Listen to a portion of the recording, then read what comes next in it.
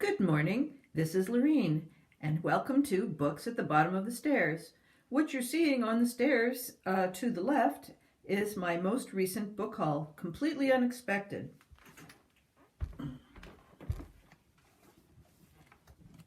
The rest of the books have been here for ages and I'm slowly working my way through them, so I certainly don't need new books. But this week is reading week for Nova Scotia, and my husband's a professor, and we decided to just play it real low, didn't want to have any big tasks to do this week, just relax. And so we went on a little road trip yesterday to Lunenburg. There are two bookstores there that we both really love. There are local bookstores in the summertime when we go to a camp.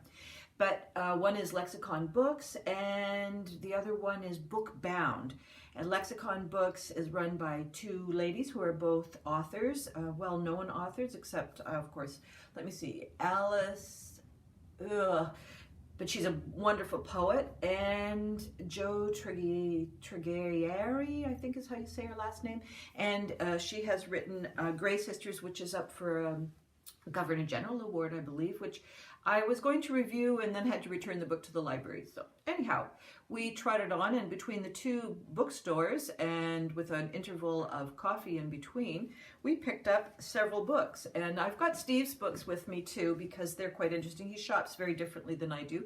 So quite often means that we mix and match our books, which I like. I really like that. So the first book I picked up was Richard Wagamese's Starlight Novel. Richard Wagamese is a Canadian author. He's now deceased. And in 2 months, my other book club, I call it the Young Adult Book Club, although anyways, it's been around for 13 years that I've been going. And in April, we are going to be doing Richard Wagamese as an author. So we pick your own book, and I've read 2 of his already.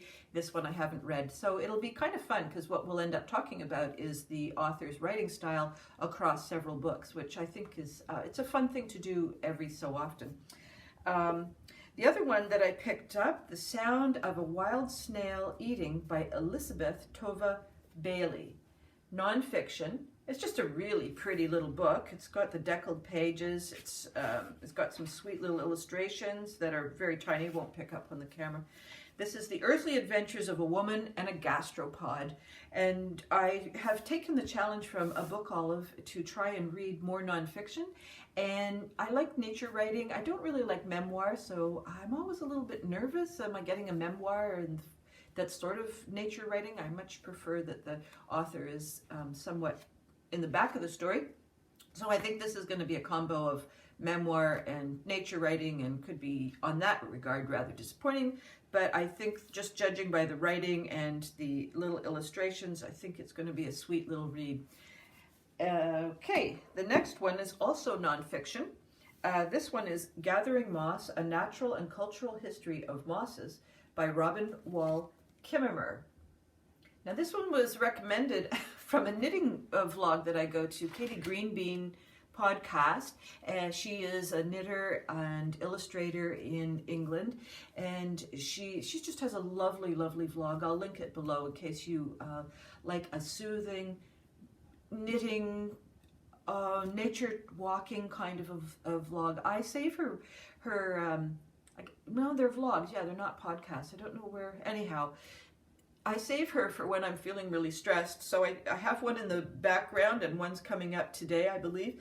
I'm going to Toronto next week, so I'm saving Katie for those moments in the hotel when I just really need to relax. She's a very intelligent producer of what she does, and this is one of the books that she has recommended on her nature walks. She's quite often photographing lichen and mosses and grasses, and she and her dog Jack really have a beautiful walk that they do every day.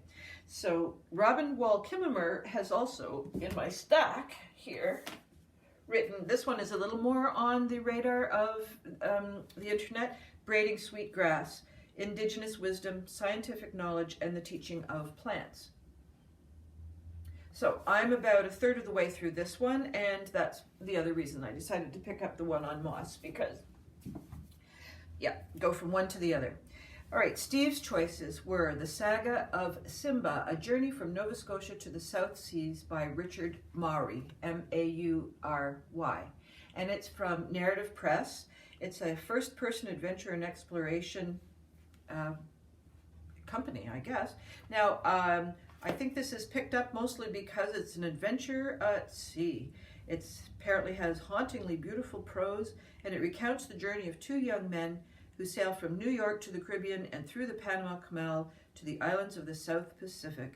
And on the way, they encounter some thrilling moments at sea, like when the boat flips over and the contents of the ship's stoves ends up blazing on the cabin roof. That's why I don't like sailing. Anyhow, I prefer to have my water in a bathtub. Steve likes things a little more dangerous. So we might do this as a read aloud over the summer, because that's kind of when we're at the camp. Steve likes to do a lot of sailing, so he likes to have some sort of read aloud that's sailing connected. Okay, the other one he picked up was Albert Strange by John Leather. Albert Strange is a yacht designer and an artist. And this book contains the schematics for the boats, and I believe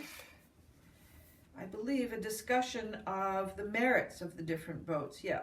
So this is like a nerd. This is a nerd's book for sure.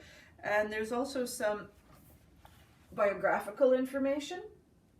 So if you like boat building, sailing, just Steve watches videos on people who are building boats. It's a bit, to me, like watching grass grow, but you know, to each his own. He likes it. This one is Birch Town and the Black Loyalist Experience from 1775 to the present.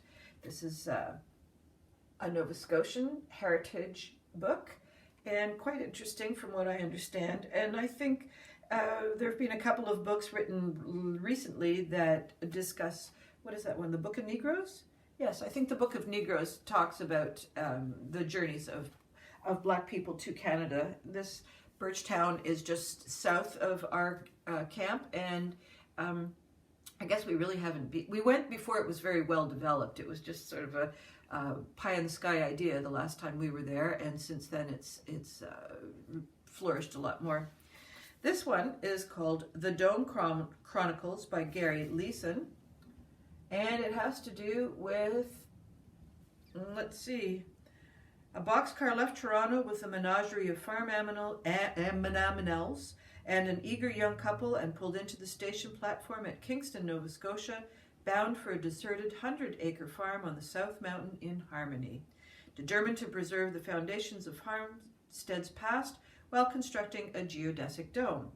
Steve's other life is an architect, and geodesic domes have been around since he was a boy. He finds them fascinating, and so that's definitely a niche book.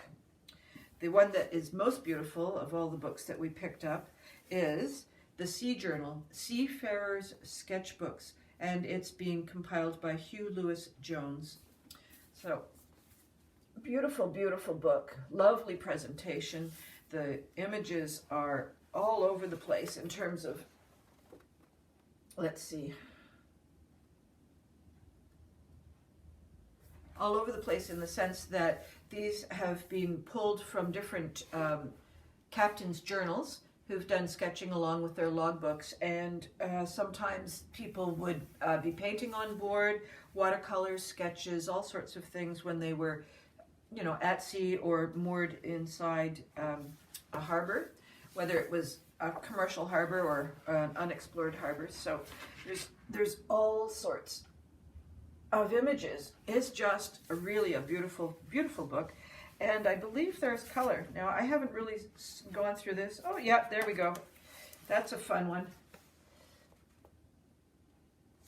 So that's our book haul for Reading Week. I think probably won't be in any ambitious approach to it. We will be just reading them as time goes by.